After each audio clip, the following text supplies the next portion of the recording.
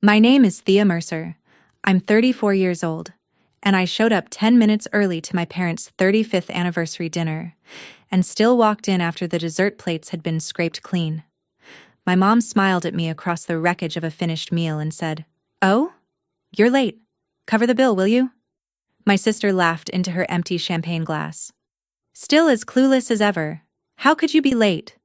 The leather folder slid across the white tablecloth toward me. $1,140. Printed near the top, in small gray numbers, was the moment the first appetizer went in. 6:37. I had been invited for 8:15. I had confirmed it twice, so I did something I had never once done in 18 years of quietly picking up this family's checks. I asked for the manager. What happened in the next 10 minutes turned three faces pale, but here's what none of them knew. The bill was never the trap, and the thing my mother asked me to do 3 weeks later was worse than anything printed on that receipt. Welcome back to Calm Drama Stories, where quiet women stop paying for other people's pictures, and family secrets get settled at the dinner table. If you've ever been the one who covers the bill and gets called clueless for it, this story is for you. Drop a comment telling me where you're listening from, and be sure to subscribe. Let me back up, because none of that makes sense without the ledger behind it. I'm a certified public accountant. I reconcile things for a living. Numbers, schedules, other people's messes. When a client's books don't balance, I don't get angry at the books. I just keep pulling receipts until the story underneath shows itself. It took me 18 years to run that same audit on my own family. I live in the city with my husband, Michael. He's 38, a chef, the kind of man who says almost nothing and means all of it. Together we own a little food business. Hold that thought, because it matters later. My parents, Frank and Lorraine Hartwell, live 25 minutes out in Cedar Hill, in the same brick house on Maple Court they've owned for 31 years. My younger sister Brooke lives 5 minutes from them with her husband, Grant Weller. That geography matters too. Close enough that they orbit my mother daily. Far enough that I became the relative you call, not the one you know. In our family, everyone had a role assigned so long ago that nobody remembered assigning it. Dad was the steady one, Mom was the gracious one, Brooke was the shining one, and I was the reliable one, which sounds like a compliment until you learn what it costs. Reliable meant I got the calls that started with, "Honey, it's nothing but." Reliable meant my card went down first and the subject changed fast. Reliable meant that when something needed to be absorbed quietly, the family knew exactly which daughter absorbed. For 18 years I told myself that was love with a job description. An accountant should have caught it sooner. The books never balanced. I just hadn't pulled the right receipt yet. The role got assigned the year I turned 16. That was the year Hartwell Hardware went under. My dad had run that store for 12 years. Paint, nails, spare keys, free advice. Then the big box store opened out by the highway, and his customers waved at him in its parking lot. The bank started calling our house at dinner time. My mother would let it ring and smile harder. It was my dad who slid the shoebox of bills across the kitchen table to me one night, after Mom went up to bed.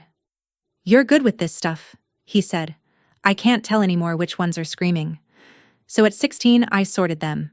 Screaming, whining, waiting. I set up payment plans in a spiral notebook and coached my father on what to say to the bank like I was the parent sending him off to school. He lost the store anyway. He took a warehouse job managing inventory for someone else, and he never once complained, and something in his shoulders never came back up. But the family had learned a useful fact. Thea handles it. The first time I paid a bill outright, I was 17. $200 to the electric company from my grocery store paychecks, because the notice was pink, and my mother had a church luncheon to host that weekend. She never mentioned it. Not a thank you. Not an acknowledgement. Mentioning it would have made it real. I told myself I didn't need thanks. I told myself that for 18 years, actually. 18 years later, I was still paying that electric bill. It just kept changing its name.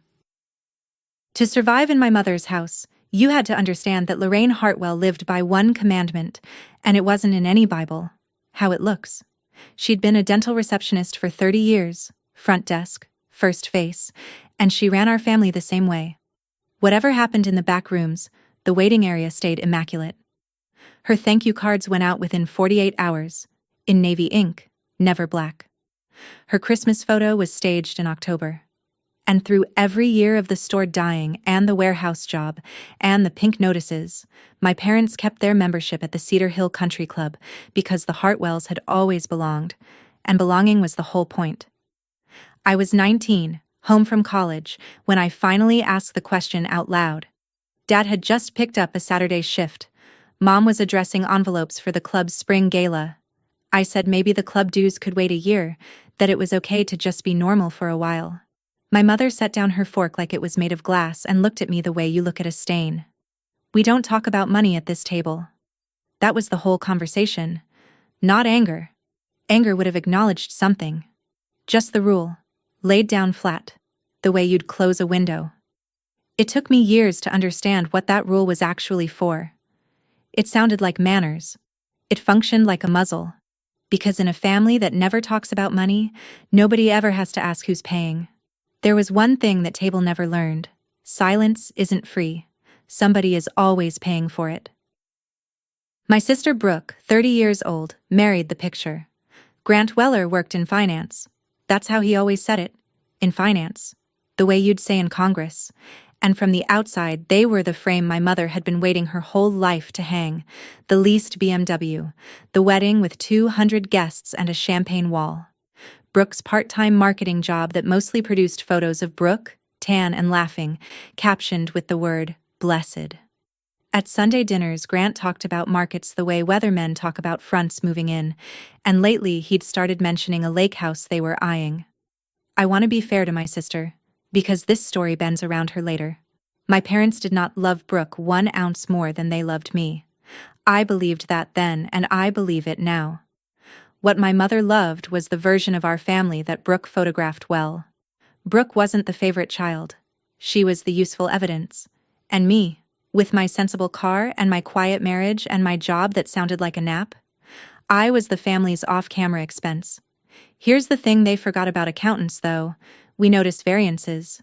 I'd sit at those dinners doing math I never asked my brain to do. A part-time salary, plus whatever in finance meant, minus that car, minus that wedding, minus a lake house nobody ever saw. The numbers on the table didn't cover the life on display. In my office we have a name for that gap, and a rule about it. A variance is just a story you haven't been told yet, and variances always surface.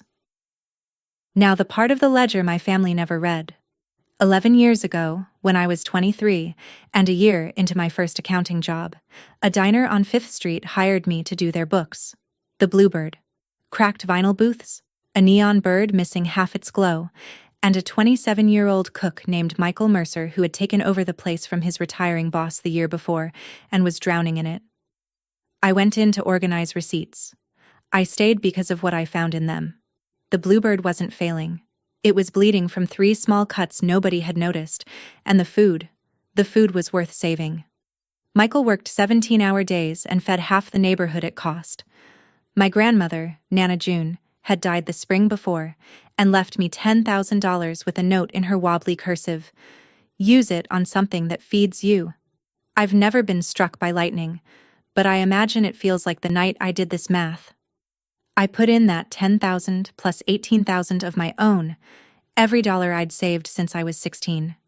$28,000 total, for 51% of a diner most people had written off, the scariest arithmetic of my life. Michael kept 49 and the kitchen.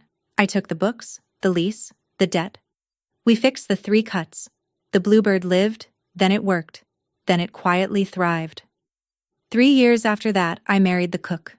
And on paper, remember that word, paper, the majority owner of what came next was me.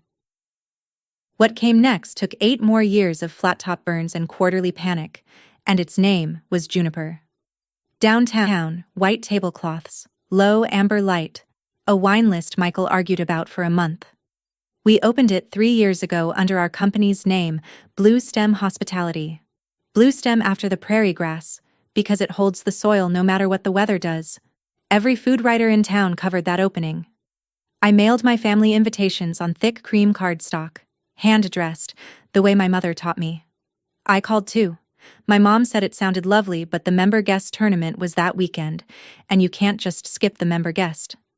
Brooke texted that some new spot downtown wasn't really their scene, maybe once it settled. My dad said, "Congratulations, kiddo," in a voice like he was patting a dog that had brought him something strange. Nobody came. Michael found me that night in the office folding the seating chart into smaller and smaller squares. He took it out of my hands. "You don't owe anyone a second invitation," he said. So I stopped issuing them. Not a grudge, a boundary. And I knew the difference, because a grudge would have felt better. I just quietly stopped explaining my life to people who had shown me the size of their interest. As far as Cedar Hill knew, Michael had the diner and Thea did his books, and that information had been frozen since I was 23. They skipped the opening everyone in town was talking about. 3 years later, they would walk back through those same doors as guests of honor, at a party I was invited to only on paper. The invitation came on a Tuesday in October. The family group chat had been circling my parents' 35th anniversary for weeks. "Mom deserves something special this year," that genre of message. Then, separately, a text from Brooke. Just to me. "Dinner for Mom and Dad's 35th, Saturday. Juniper, 8:15. Just us 5. Dress nice." I sat in my parked car outside a client's office and read it 4 times. Juniper. Of all the restaurants in this city, my family had picked mine, and they had no idea. I felt 2 things at once, and didn't enjoy either. The first was a laugh with no sound in it. The second, underneath, was something embarrassingly close to hope. Because here's what I did with that text. I typed back, 8:15, right? And Brooke replied with a thumbs up and champagne glasses. I confirmed the time twice. Hold on to that. Then I drove home and told Michael, and watched the same thought cross his face. Maybe this was the night. 35 years of marriage, the whole family at one table, in the warmest room I have ever built. Maybe this was the night I finally told them the truth about my life. Not as a confession, not as a correction, as a gift. I'd give the toast. I'd tell them about Nana June's $10,000 and the bluebird sign and the prairie grass, and then I'd comp the whole meal. My treat. Forever. Michael watched me plan it with his arms crossed. He only said one thing. "Call me when you tell her. I want to hear her face." I laughed. I actually laughed. Wednesday night, 3 days before the dinner, my dad called me. This matters, so I'll tell it slowly. Frank Hartwell does not use the telephone. He answers it like it owes him money and hands it to my mother. But that night his name lit up my phone at 9 o'clock. And when I picked up he was already halfway through a sentence, casual in the way of a man who has rehearsed being casual. He wanted to know, hypothetically, how a reverse mortgage worked. "Asking for a buddy at the shop," he said. The shop. He'd been retired from the warehouse for 2 years. I put down the invoice I'd been reviewing and gave the buddy an honest answer. What it costs, what it risks, who it makes sense for, which is almost nobody I'd advise. Then I asked, quiet and level, the way I'd ask a client. "Dad, is everything okay with the house?" A pause with static in it. Then a laugh, half a beat late. "Everything's fine, kiddo. You know your mother. She watches those news segments and gets ideas." And we talked about the weather, because in my family, the weather has always been load-bearing. After he hung up, I sat with my pen, not moving. Retired warehouse managers do not ask hypothetical questions about the roofs over their heads. I know what money trouble sounds like when it clears its throat and tries to sound like curiosity. I'd been hearing it since I was 16. So I did what the responsible daughter does. I made a note to sit him down after the anniversary, when the party glow would loosen him, and I filed it away. I shouldn't have filed it. Thursday, Brooke summoned me to lunch to coordinate the anniversary, which turned out to mean I would listen while she narrated a mood board. She talked for 10 minutes about the flowers she'd ordered for the table, white ranunculus, because peonies were over, and the silk scarf she'd found for Mom, and how Grant thought a toast should happen at the right moment. Timing is everything with toasts. Then, somewhere between the entree and the check, she did the thing my family does. She made my role sound like a favor I was begging to do. "You're so good with the boring parts," she said, waving her fork. "You'll handle the restaurant bill Saturday, right? We covered the flowers." The flowers. $60 of ranunculus against a banquet dinner at the best restaurant in the city. And I'd seen Juniper's private party menu because I had approved it. But sure. We each brought what we could. One of us just didn't know what the other one was bringing. Then came the dig, offered sweetly, the way she'd offered it since we were kids. It must be so nice, honestly. Your little life. No pressure, nothing to keep up. Our check landed. Brooke did the move I could set a metronome by. The slow reach toward her bag, eyes drifting to the window. 3 unhurried seconds of theater. And I put my card down like I always had. And she let me, like she always had. 18 years of choreography in one gesture. I remember thinking, as I signed, that at least Saturday would be different. Saturday, I'd be the one giving. I had no idea how right that was about to be. Or how wrong. Saturday arrived wearing October's best light. My mother texted the group chat at noon. "Don't be late tonight." With a little smiling face. And I noticed, without letting it mean anything, that no time appeared anywhere in the thread. The time lived only in one place. Brooke's private text to me. 8:15, confirmed twice, sealed with champagne glasses. I laid my green dress on the bed, the one Michael calls my closing argument dress. I wrapped the gift I'd been assembling for a month. Their wedding photo from 1991, the one that had curled and yellowed in the hallway, restored by a specialist and reframed in walnut.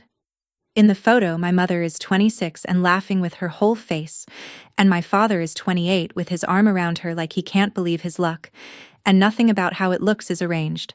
I love that photo. I wanted to hand it to the people in it. Michael couldn't come. Our third place, the little bistro across the river, was down a line cook, and Saturday's service waits for no marriage. But he kissed me at the door and said, "Call me when you drop the news. I want to hear her face." I left the house absurdly early for a 10-minute drive, because reliable is a disease, and I let the valet line eat the spare time. Before I walk you into that dining room, let me ask you something. If you've ever double-checked a time, shown up early, and still been told you were late, tell me in the comments, because I read everyone, and if you're new here, hit subscribe. What my family did with a dinner reservation, yours might be doing with something bigger. Because at 8:05, 10 minutes early, I pulled up to my own restaurant, holding a gift for a party that was already over. The valet knew my face. Ray on weekdays, but Saturdays it was a kid named Denny, and Denny did something strange when I stepped out of the car. He looked at me, then at the door, then back at me, like a man doing math that wouldn't resolve. "Mrs. Mercer?" he said, and his voice put a question mark where none belonged. I should have stopped and asked. But I was carrying a walnut frame and 2 decades of hope, so I smiled and went in. The host stand was buried. A 12-top rehearsal dinner had just been seated, servers flowing around each other like water finding drains. And across the room, I saw Danielle. Danielle Ortiz has run our front of house for 6 years. She started at the Bluebird, managing its breakfast chaos with a pencil behind her ear, and moved up with us when Juniper opened. She is the calmest person I employ, which is how I knew, when her face did what it did, that something was wrong. She saw me, and her professional smile dropped for half a second into something I'd never seen on her. Alarm, and a kind of wince, like watching someone walk into a glass door. She started toward me, weaving between tables, and got close enough to say, "Thea, I didn't see your name on the..." And then the kitchen door swung open. A food runner said her name with the urgency that means now. The 12-tops entrees were dying under the heat lamps, and Danielle gave me one helpless look and was gone. I stood there holding my parents' 1991 wedding photo, hearing the last thing she'd said with no idea what it meant. She knew something I didn't. In about 4 minutes, we would trade. I found my family at the big round table in the back corner, the best table in my house, the one we hold for anniversaries. They were finished. Not finishing. Finished. Dessert plates scraped clean, espresso cups drained, my sister's lipstick print on an empty champagne flute. Brooke's white ranunculus sat in the middle of the wreckage looking as confused as I felt.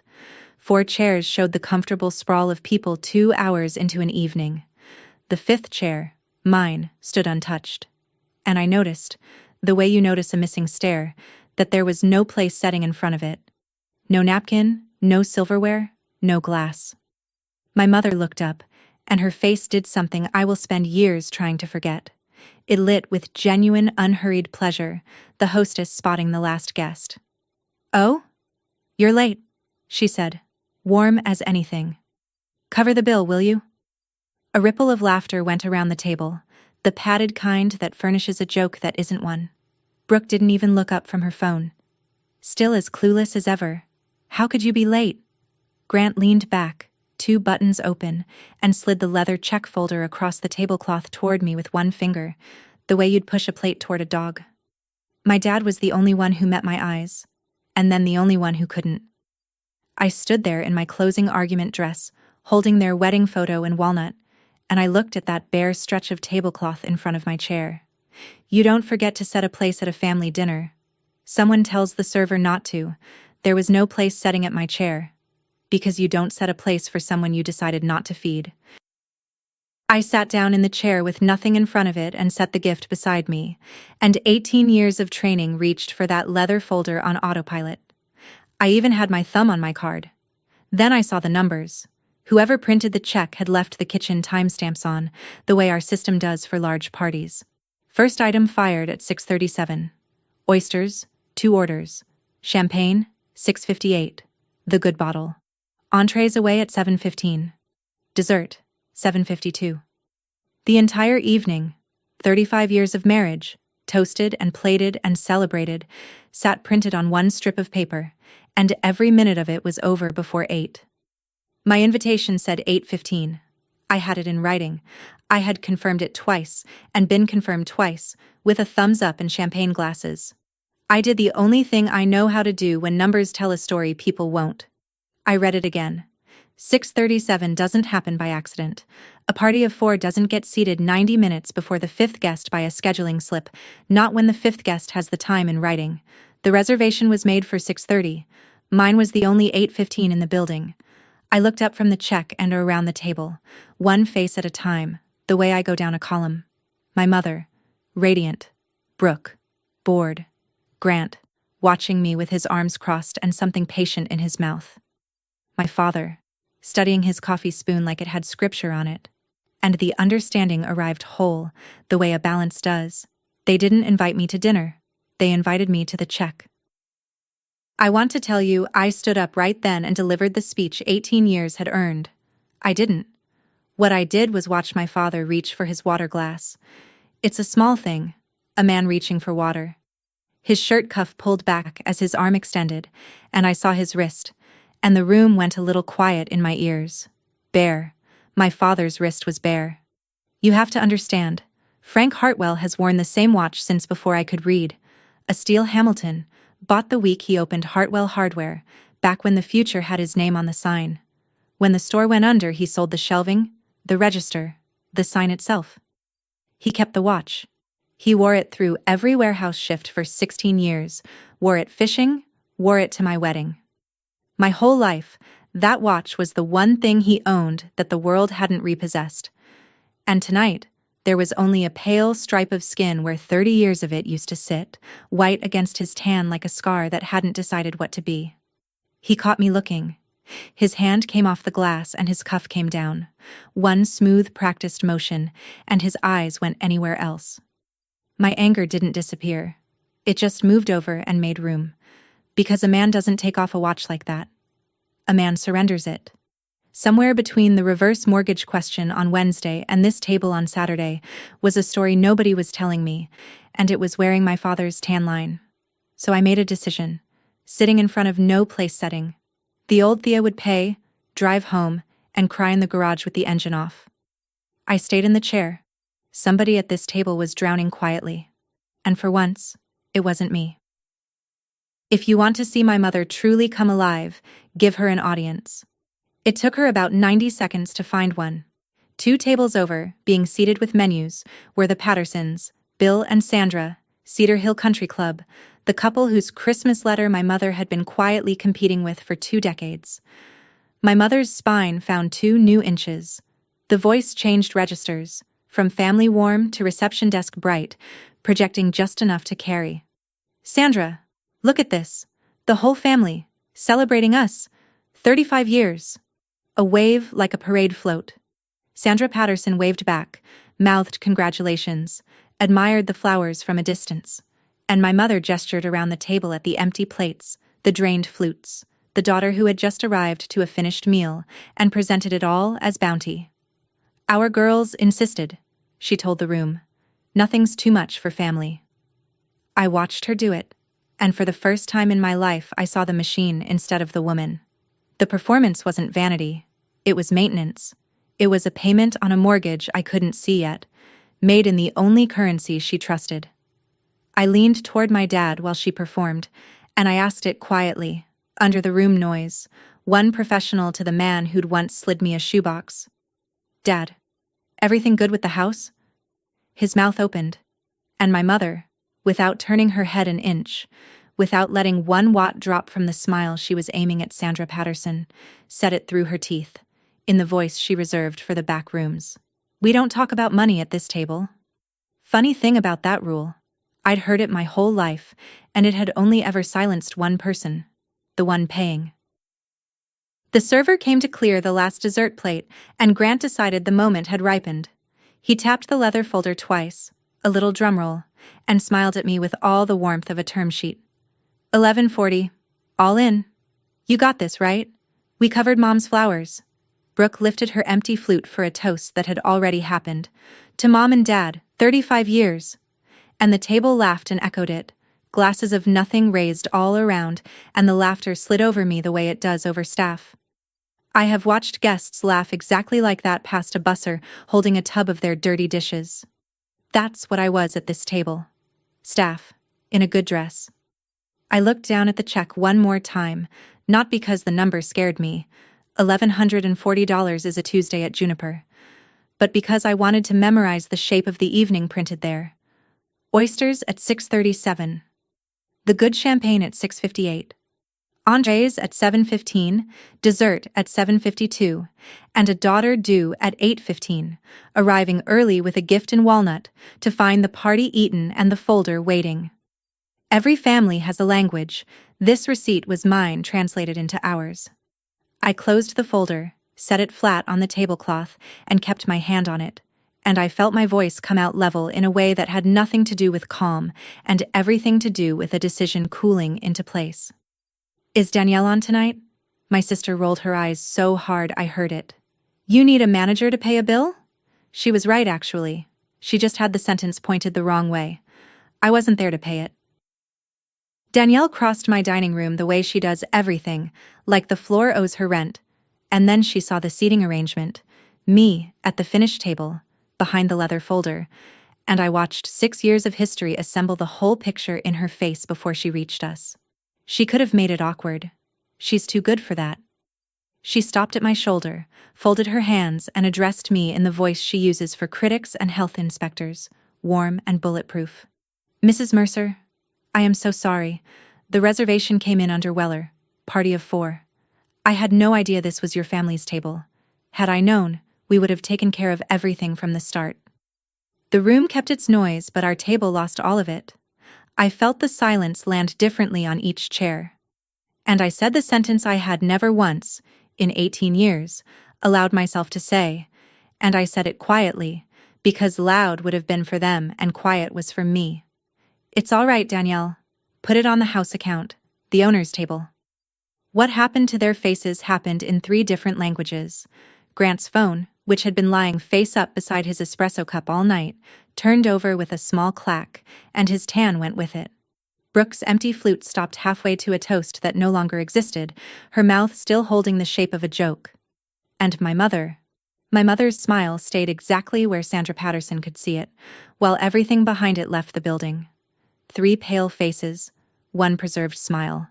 But it was my father I couldn't stop watching. Frank Hartwell didn't go pale. He closed his eyes, slow, like a man in a waiting room finally hearing his name called. Relief and dread arriving on the same breath. He wasn't surprised the floor had moved. He'd been standing on the crack the whole time. Brooke recovered first, the way she always did, by refusing the evidence. You're a bookkeeper, she said. You do Michael's books at that diner. So I gave them the truth the way I give an audit finding. Flat, Sequenced, no adjectives. 11 years ago, I bought 51% of the Bluebird with everything I had saved, plus what Nana June left me. $28,000. It grew into Blue Stem Hospitality. Blue Stem opened Juniper 3 years ago, and the bistro across the river last year. The invitations to Juniper's opening night sat on the kitchen counters of every adult at this table. You RSVP'd no. That was all. No numbers they could call bragging. No tour of my life. 5 plain sentences and the quiet. Grant had his phone back out under the table rim, thumbs going, and I watched him find the Blue Stem page, watched his jaw do the arithmetic of exactly how large a mistake he had catered. Brooke kept looking from me to the room, the tablecloths, the amber light, the wine wall.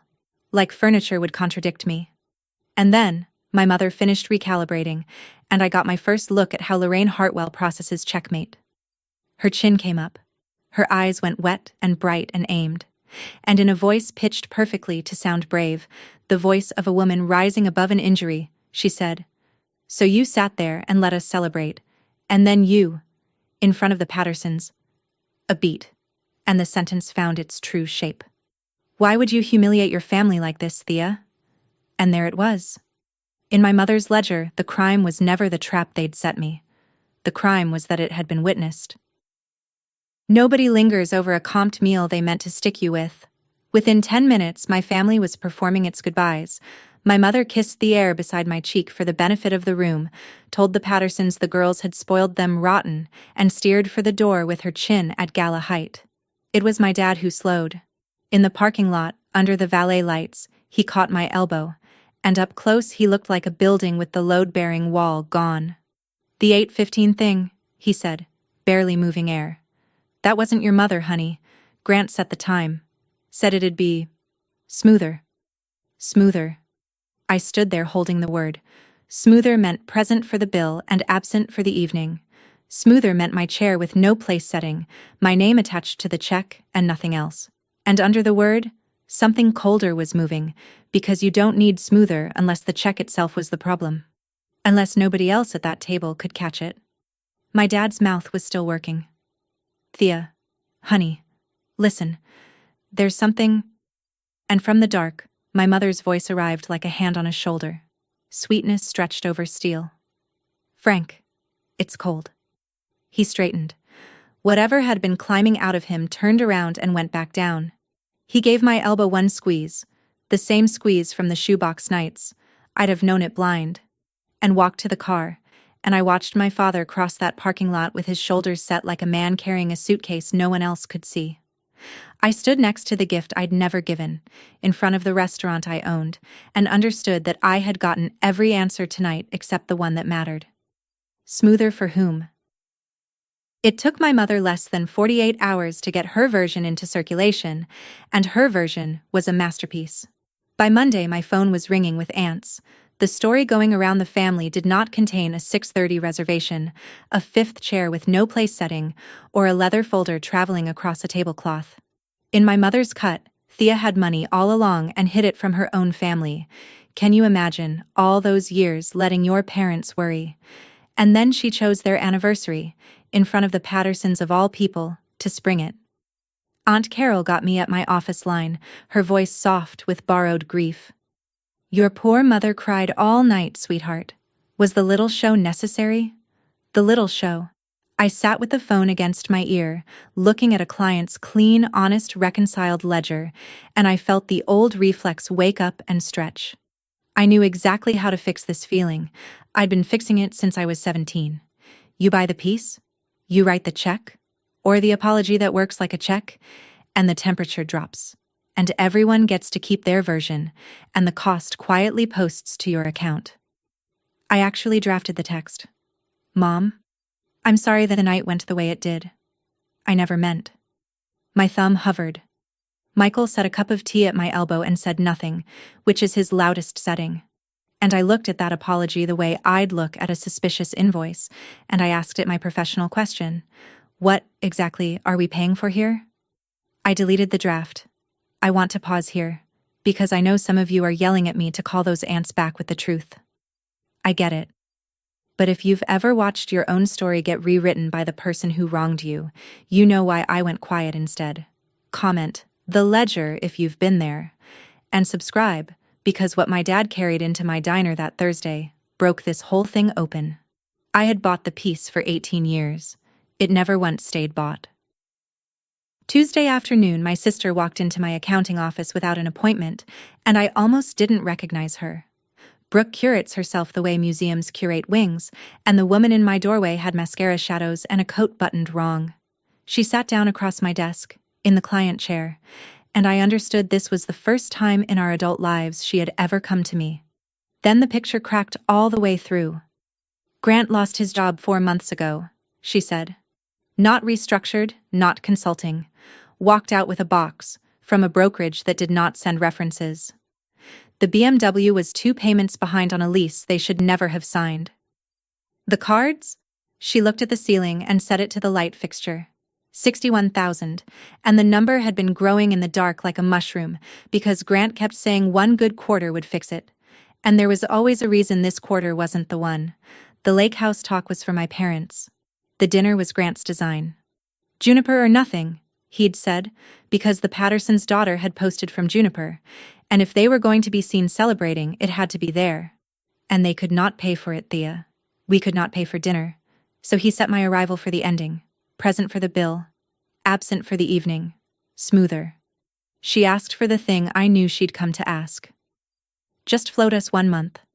Quietly. Don't tell Mom. And I heard it, the family motto, wearing my sister's shaking voice. I didn't write the check. I slid a card across the desk. A nonprofit credit counselor, a woman I trust, no charge.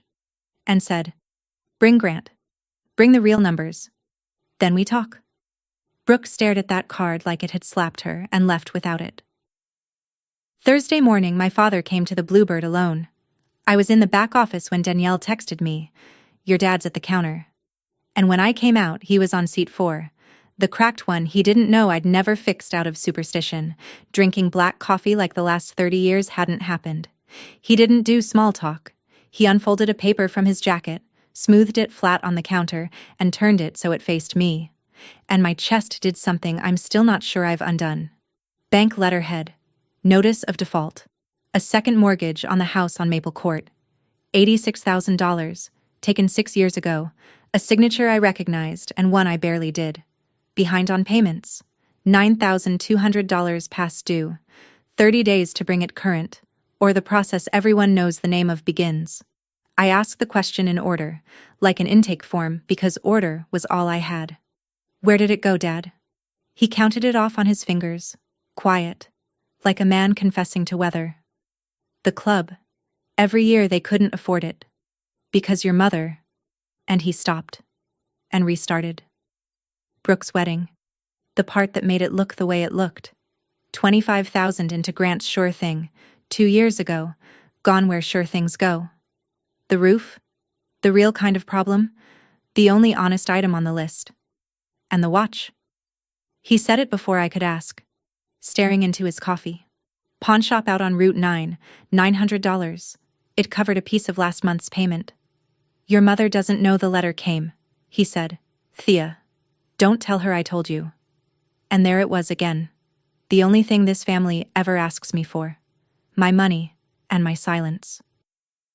That night I did what I do. I put every number on my own kitchen table and made them all sit in the light at once. 9,200 past due. 86,000 behind it. 61,000 on the Weller cards. $1,140 of anniversary dinner. And down in the corner of the page, because accountants are honest even when it's ugly, my own column. 18 years of quiet transfers. The electric bill. The club dues I covered twice in my 20s without ever being asked out loud. The lunches. The check after check after check. A lifetime line item I had never once totaled because totaling it would have made it real. Michael read the page over my shoulder, and being Michael, he found the simplest true sentence in the room.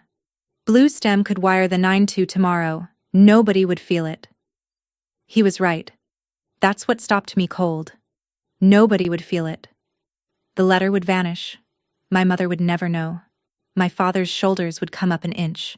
Christmas would arrive on schedule with navy ink thank you cards, and the machine would simply keep running because the machine had never once, in 30 years, been asked to feel anything. It ran on exactly this: quiet money. I stood at my own kitchen window and finally read my own file. Every silent check I had ever written wasn't kindness. It was fuel. Every time I absorbed a cost in the dark, the picture survived another season, and the people inside it got to keep not knowing, and the daughter outside it got to keep being invisible, which, I saw with the clarity you only get once or twice in a life, was the deal I had been accepting all along. Invisible is safe. Nobody audits the ATM. I had been the second mortgage of this family since I was 16 years old, and both of us were now past due, so I didn't wire anything. I picked up my phone, and I called my mother, and when she answered with her reception desk voice, I said it without a hello, level, the way you read a verdict. Sunday, your kitchen. We're going to talk about money at the table. A silence so long I could hear her smile ending, then the click. I set the phone down, and Michael looked at me across all those numbers, and neither of us said anything, because there was nothing left to reconcile. Sunday then. Sunday afternoon, I drove the 25 minutes to Cedar Hill with a folder on the passenger seat and walked into a kitchen staged like a diplomatic summit. Ironed tablecloth. The silver coffee service that only leaves the cabinet for funerals and bishops. My mother had dressed for it, pearl earrings, and she had arranged my father at the table like a prop, and Brooke was perched on a stool by the counter with the stillness of a girl who has been told to be scenery. I sat down and reached for my folder. My mother reached for her coffee pot first, and before I got a word out, she made her opening offer with the serenity of a woman who had spent 3 days building it. She had decided, she said, pouring, to forgive the scene at the restaurant. Families weather these things. What mattered now was moving forward, and moving forward looked like 3 small items.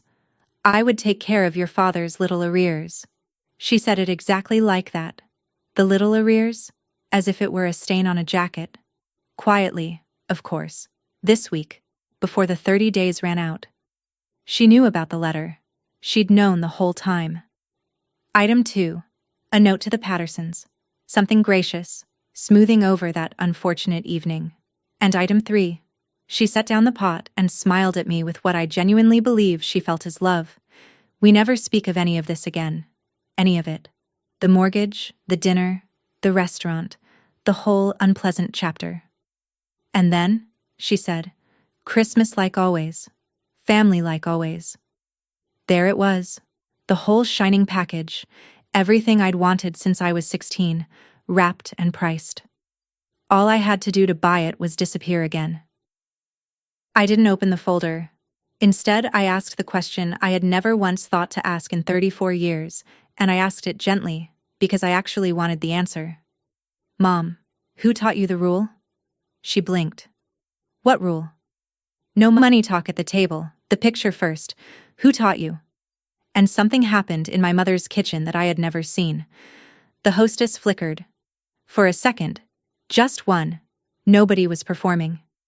She looked at the iron tablecloth, and when she spoke, her voice had a 19-year-old in it. She'd saved 3 months of her receptionist pay once, she said.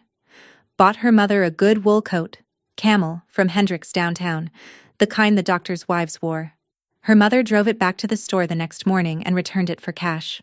Told the salesgirl her daughter had gotten above herself. Told Lorraine, in the car, that a coat like that on their street would make people think they were struggling and showing off about it. And the one unforgivable thing a family could do was let people see it sweat. In my family, my mother said, folding her hands, you learned that they keep you when the picture is pretty. So I kept this family's picture pretty for 35 years, Thea, whatever it cost. That was my job. Her hands lay flat on the tablecloth, and I noticed, for the first time I could remember, a chip in her nail polish. One small flaw, at her own stage table, next to the silver coffee service. For 1 second I saw the 19-year-old holding the returned coat, and I understood my opponent completely, and it didn't change one thing I had come to do. Then the second passed. My mother straightened. So, the card for the Pattersons. Monday? I opened the folder and laid one handwritten page on her iron tablecloth, turned so everyone could read it, and I went down it out loud, slow, the way you read names at a memorial. 9,200. The past due. 86,000. The second mortgage nobody voted on. 61,000. Brooke, my eyes flicking up, and my sister going white on her stool. The cards. 1,140. Dinner. My mother's hand moved toward the page like she could tidy it away, and I put my finger on it and held it flat. This family is not broke, Mom. This family is expensive. There's a difference, and I'm done funding it in the dark. Then I made my offer, and I made it looking straight at her because she deserved to hear terms the way she'd given them, calmly, at a table, over coffee. 1. Blue Stem pays the bank $9,200 this week, directly, on the record, with my name on the wire where anyone can read it. Not a secret. Never again a secret. 2. A credit counselor, an independent one, no charge, already vetted, sits down with you and Dad, and with Brooke and Grant, and every card and every balance goes on her desk. That part is not negotiable, it rides with the money. 3. Dad. And my father lifted his head. The Bluebird needs a morning host, Tuesdays through Thursdays. Real shifts, real wages, your name on a schedule. And the first paychecks are yours. And I'd start with Route 9, because the Hamilton's redemption window is 90 days and we are inside it. 4. First Sunday of every month, dinner at the diner. All of us. And no bill will ever touch that table. I looked at the whole architecture of her offer and gave her my answer to the last item on it. And the note to the Pattersons. No, I won't apologize for being seen. My mother rose from her chair the way a flag goes up a pole. If you do this, she said, and her voice had lost its reception desk finish, had gravel in it now. If you turn this family into your charity case, then don't come at Christmas. The refrigerator hummed. Brooke didn't breathe. My father's thumb moved once across his bare wrist, an old habit checking the time on skin, and I heard myself answer quietly, and I heard what it cost as it left me, the whole 18-year-old dream of her arms, paid out in one sentence. Then I'll miss you at Christmas, Mom. The diner does a real nice roast on Sundays.